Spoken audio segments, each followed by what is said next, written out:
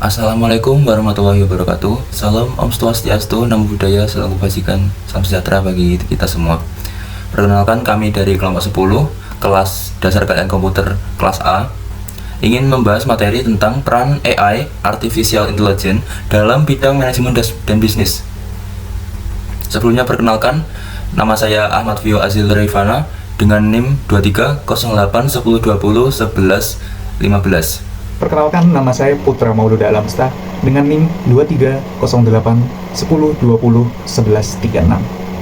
Perkenalkan, nama saya Rivaldo Tarik Aziz dengan NIM 230810201160. Kecerdasan buatan atau Artificial Intelligence adalah bidang dalam ilmu komputer yang berfokus pada pengembangan sistem yang dapat melakukan tugas-tugas yang biasanya membutuhkan kecerdasan manusia, seperti pengenalan suara, pemecahan masalah, dan pengambilan keputusan. AI dapat diklasifikasikan menjadi dua kategori utama. Yang pertama adalah AI lemah atau Narrow AI, dan yang kedua adalah AI kuat atau General AI. Yang pertama yaitu AI lemah atau Narrow AI yang dirancang untuk tugas spesifik, dan AI kuat atau General AI memiliki kemampuan kognitif umum seperti manusia. AI telah diterapkan di berbagai bidang, termasuk kesehatan, di mana AI digunakan untuk diagnosa penyakit, analisis gambar medis, dan pengembangan obat.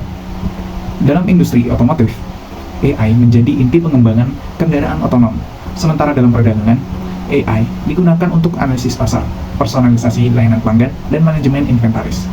Dalam dunia pendidikan, AI membantu dalam pembelajaran adaptif dan pengembangan kurikulum yang disesuaikan dengan kebutuhan siswa. Namun, pengembangan AI juga menghadapi sejumlah tantangan, termasuk masalah privasi dan keamanan data, terutama karena penggunaan data besar yang dapat menimbulkan kekhawatiran mengenai pelanggaran privasi seseorang.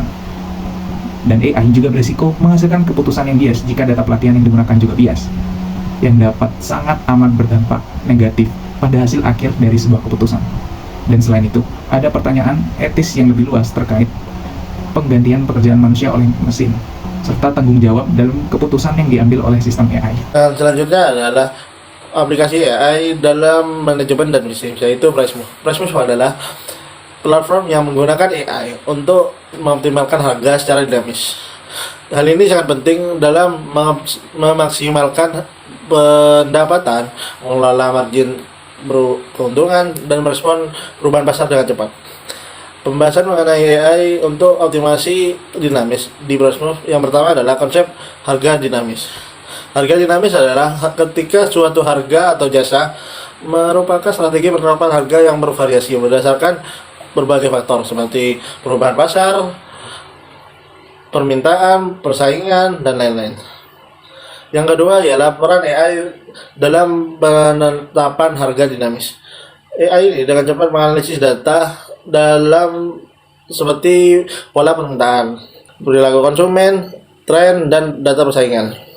AI ini menggunakan pembelajaran mesin untuk memprediksi perubahan pasar dan menentukan harga optimal berdasarkan variabel yang relevan. Yang ketiga yaitu fitur Pricemove. Yang pertama, integrasi data. Mengintegrasikan data dari berbagai sumber termasuk penjualan, inventaris, harga kompetitif, dan data pasar eksternal. Yang kedua adalah analisis dan simulasi.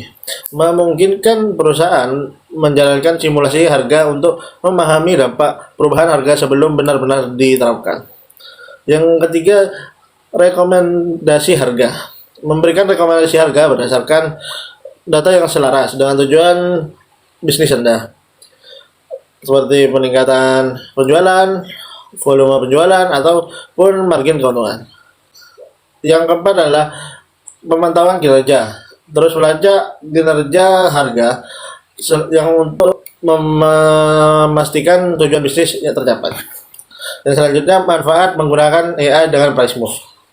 Yang pertama, penetapan harga yang akurat. Yang kedua, merespon perubahan harga dengan lebih cepat. Yang ketiga, menghemat waktu dan sumber daya. Yang keempat, peningkatan keuntungan. Yang selanjutnya adalah teknologi yang digunakan. Teknologi Pricemove yang digunakan yaitu machine learning, yaitu untuk memprediksi permintaan dan menentukan harga optimal berdasarkan pola data historis dan tren pasar. Yang kedua, big data analytic. Big data analytic ini yaitu mengelola dan menganalisis data dalam jumlah besar dari berbagai sumber. Yang ketiga, cloud computing memberikan skalabilitas dan fleksibilitas dalam pengelolaan data dan implementasi algoritma AI. Yang selanjutnya ialah tantangan implementasi. Yang pertama, kualitas data. Kualitas data sangat penting untuk memperoleh data yang akurat. Baik, di sini saya akan menjelaskan tentang analisis data yang terkait dengan dampak implementasi AI terhadap produktivitas perusahaan. Nah, jadi data tentang dampak AI terhadap produktivitas perusahaan ini itu dapat kita analisis ya menggunakan beberapa studi terkini dari kayak firma konsultan global, misalnya di sini itu dari penelitian PwC yang menyoroti bahwa sektor dengan paparan AI yang tinggi seperti kayak keuangan dan teknologi informasi telah mengalami pertumbuhan produktivitas yang hampir 5 kali lipat dibandingkan dengan sektor yang integrasi AI-nya itu lebih rendah. Nah, sekarang itu peran atau pekerjaan yang mendukung AI itu juga seringkali itu menawarkan premi upah yang lebih tinggi hingga 25%. Nah, ini tuh juga mencerminkan kalau misalnya bagi bisnis nilai keterampilan terkait AI itu meningkat. Nah, selain itu peningkatan produktivitas ini tuh juga didorong oleh otomatisasi tugas ya. Kayak tugas-tugas rutin itu biasanya kan dapat diotomatisasi menggunakan AI yang bisa membebaskan pekerja untuk lebih fokus pada aktivitas yang lebih kompleks dan lebih bernilai tambah gitu. Contohnya itu kayak misalnya bisa melakukan evaluasi, terus bisa melakukan pengembangan produk atau inovasi begitu. Nah, di sini ada kumpulan data yang saya dapat dari artikel internasional yang judulnya itu The Impact of Artificial Intelligence on Labor Productivity yang mencakup 5.257 perusahaan yang aktif dalam paten AI selama tahun 2000 sampai 2016. Nah, kumpulan data ini tuh mencakup seluruh dunia ya. Nah, ini tuh perusahaan yang ada di sini tuh mencakup perusahaan dalam sektor manufaktur dan jasa. Nah, di sini kita tuh cuma akan pakai dua variabel, yaitu labor productivity dan labor productivity growth atau produktivitas tenaga kerja dan pertumbuhan produktivitas tenaga kerja. Di sini kita dapat lihat ada 4 data di sini. Ini tuh sebenarnya 2 macam data, yaitu produktivitas tenaga kerja dan pertumbuhan produktivitas tenaga kerja. Cuma dapat kita lihat di sini kalau misalnya dari produktivitas tenaga kerja dan pertumbuhan produktivitas tenaga kerja itu meningkat. Nah, ini tuh menunjukkan kalau misalnya kinerja atau hasil rata-rata perusahaan itu meningkat, yang berarti efisiensi itu meningkat, terus produktivitas dan profitabilitas itu juga meningkat setelah implementasi AI. Tapi standar deviasinya itu juga meningkat, dapat kita lihat di sini, yang menunjukkan kalau misalnya hasilnya itu jadi lebih nggak stabil atau lebih tidak merata.